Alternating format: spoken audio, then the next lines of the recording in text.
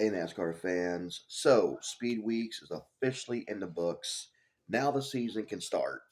It's always been that, Daytona 500 is race number one in the season, the Super Bowl of NASCAR. NASCAR football has their Super Bowl at the end of the year. NASCAR has theirs at the beginning of the year. So, anyways, it's always been that Speed Weeks, Daytona 500, everything wrapped there is there. And uh, now race two begins the season. But anywho, I did a video on the Cookout Clash. Congratulations to Ryan Priest. Um, Daytona Speed Weeks. We've had the ups, the downs, the excitements, the sounds. We've had we've had it all in the Speed Weeks. So first up, the Daytona 500 pole that went to Kyle Busch, and number 8 Zone Chevrolet, and then we have the dual races. Dual race one went to Joe Logano. Excuse me. Outside pole went to Chase Briscoe, last year's Daytona 500 pole setter. Duels, Joe Logano won dual race one. He'll start P3. Chase Elliott won dual race two. He'll start P4. Um, so Chevrolet got the pole, and Chevrolet won dual race two. But anywho, so yeah, Kyle Busch, Joe Logano, Chase Elliott. And then we get to the Craftsman Truck Series race. I don't know who won the ARCA race. I haven't heard anything about the ARCA race. I just know that Bobby Dale Earnhardt, Carrie's kid, um, I think he ran a Black '89 tribute, and his grandpa Dale Earnhardt was 18th. Will be the 25th year of losing distance. We lost Dale Earnhardt, but yeah, Bobby Dale running '89 ARCA. So again, I don't know who won the ARCA race. They haven't posted it.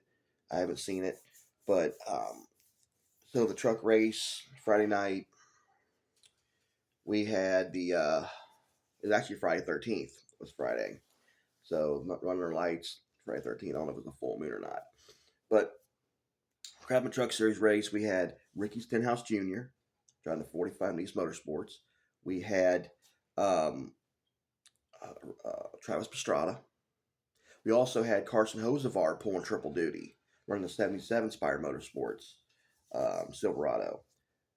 Then Tony Stewart, Smoke. So Tony Stewart was driving the 25 Colic Racing Ram truck. And Tony Stewart got taken out early, didn't get the finish he wanted, didn't get to run all the laps. There may be more races from that line. I don't know, but as of right now, it's the one and done. But I hate it for Smoke. And also, the this Speed Weeks, 2026, was tribute to Greg Biffle. Everybody was running, Greg Biffle schemes and having memories of Greg Biffle and all that. He lost his life and his wife and two kids on December 18th, a few months back. A small jet plane crash, Statesville, North Carolina, at 10:20 a.m. And this whole, I think it's not just, I think even outside of Daytona, they're still going to tribute Greg Biffle all year long. They got the Biff 16 in the grass. They did it at the Clash. So the winner of the truck race ended up being Chandler Smith, 38, from Motorsports. And what a wild one that was. Again, Carson Hocevar pulling triple duty. And then the O'Reilly Auto Parts Series, that was a dominating performance by Austin Hill at 78 of 120 laps. 21 Bennett Chevrolet. RCR goes 4 straight at Daytona. Austin Hill taking 3 out of the 4 last 4 years. But dominating performance. And that last lap block he made to hold everybody off to get that win, man, it was a wild one. Congratulations to Austin. And which we did see Corey Day in the 17. He's running it all year long in that Hendrick car. He had some issues with some tires. Roger Carruth made his first start in the 88. And then back then, they wouldn't allow 2 cars to run the same sponsor, let alone be the same paint scheme. They had to be different. But granted, they were the same but different because Roger Carruth had the red bold numbers on the roof instead of Corey Day just having the basic blue roof with the white, 88. So there was differences to where the spotters could tell. But yeah, so as Corey Day had an issue, it was not his day. Roger Carruth got stuck in the middle a few times, got caught out, and it just ended up being a dominant performance. Austin Hill pitted, and he came back, rebounded, and got the lead, and nobody could touch the 21. Then we get to the Daytona 500, and again, I don't know who won stage one, uh, but I do know that Bubba Wallace won stage two.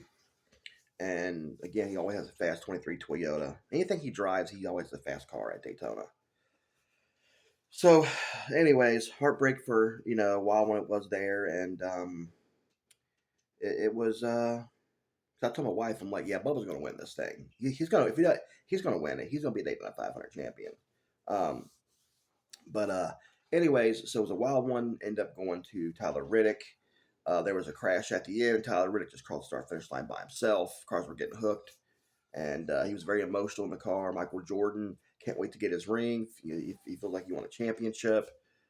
He's a big fan of Tyler Riddick. If you don't know, he's always in the 45 pit stall. He's always with Tyler Riddick's family and always hanging with Tyler Riddick. Um, but I don't know, guys. I'm really happy for Tyler in 2311. It's really cool that, and like Tyler Riddick said, when you drive for Michael Jordan, you're expected to win everything. And he took Tyler Riddick.